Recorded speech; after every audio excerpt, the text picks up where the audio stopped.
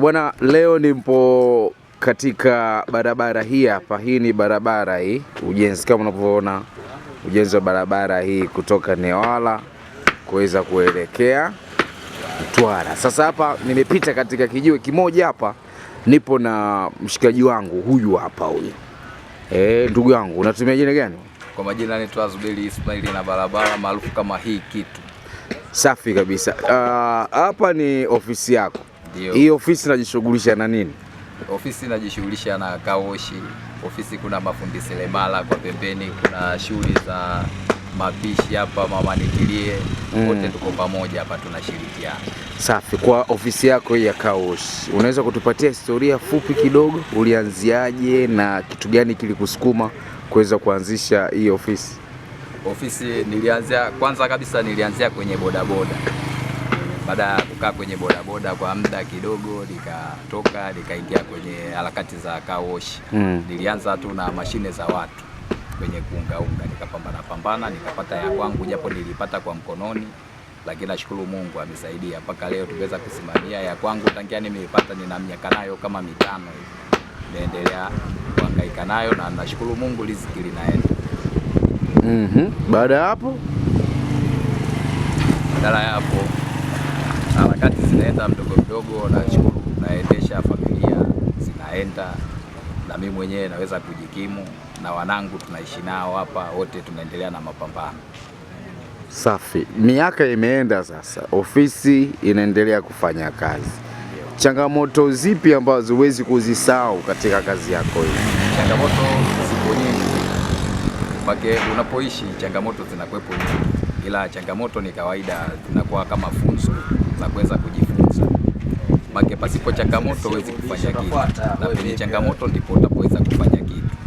Kwa hiyo changamoto ziwe kama somo na zisikufanye kukata tamaa. Changamoto ni za kukabiliana nazo na za kuweza kusokana nazo. Changamoto za kwenye kaoshi kama hivyo, kuna muda kaoshi inakuja inachangamka, kuna muda inakuja inapotea kwenye game kutokana na mazingira yenyewe jinsi yalivyo. Kama sasa hivi kuna ujenzi wa barabara unaendelea.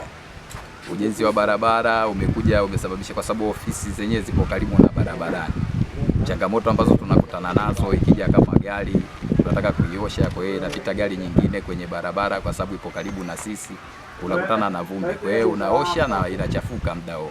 Kwa changamoto za sasa hivi, kwa siku za nyuma ambazo tumezipita, changamoto ambazo tulikuwa tunakutana nazo za kawaida za wateja, kwa sababu unapokuwa kwenye ofisi lazima utakutana na kila design ya mteja, na kila mtu ana ujio wake pale anapokuja kufanya cha kwake. Wewe changamoto hazikosekani kila utachokifanya. Nadhani hata wewe ndugu mwandishi, na wewe una changamoto zako ambazo unazo, lakini unakabiliana nazo kuhakikisha jambo lako linaweza kusonga na linapata njia.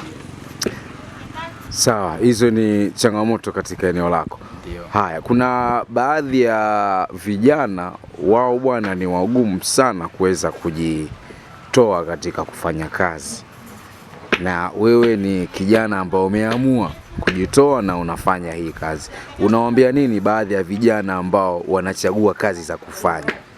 Vijana washasema kwamba ili uweze kuwezeshwa inabidi uanze kwanza kujiwezesha. Na utaweza kujiwezesha vipi? Kikubwa kupambana. Kama mimi nimeanza kupambana na vitu vya watu. Nimepambana navyo vitu vya watu na nikahakikisha nakuja kukipata cha kwangu. Kwa hiyo unapokipata cha kwako lazima ujitahidi kukibalance, kukiendeleza ili kiweze kusonga. Ila vijana walio wengi, ndio maana vilio vinakuwa vingi kutokana na ukazi mwingi wa sehemu moja. Yaani kama palivyokuwepo kijiweni, umepanganyika tu, umetoka nyumbani unakuja kijiweni, au chagua shughuli yoyote ya kufanya, na kijiweni mnakaa mnapotoshana. Ndio pale unaposikia wengine sijui wameingia kwenye changamoto za madawa ya kulevya, sijui wamekunywa mapombe ovyo, kutokana na kutoka ulikotoka umekuja kukaa ulipokaa, na ulikotokea hujasema kwamba huku nakwenda naenda kukifanya nini. Wewe kuna muda inabidi uungane na wenzako ili utafute cha kukifanya ili muweze kujikwamua, kwa sababu kuna mifumo sasa hivi huwezi ukapata mkopo kama uko peke yako, kama au halmashauri. Wewe ili uweze kupata mkopo kwanza inabidi tuungane, kama tulivyokuwepo sisi hapa tumeungana. Kuna mafundi seremala pembeni, kuna kaoshi hapa, kuna mama nitilia, wote tuko pamoja. Kwa hiyo hata tukisema tunaweka ushirikiano wa pamoja, tunaweza tukafanya kitu ambacho kikawa na manufaa kwetu sisi na tukawaunga mkono na wenzetu ambao watakuwa wapo wametufanya siku wa kioo chao. Kwa hiyo hata hao wanaekaa tu wakawa hawana shughuli ya kufanya, waga nawaambia watafute shughuli ya kufanya. Shughuli zipo nyingi za kujituma. Kama huu mradi unaendelea, unasogea kwa wahusika wa mradi, unafuata vigezo na masharti, ukaweza kujiunga nao, ukaweza kufanya kazi za kuweza kukiingia kitu chochote kitu.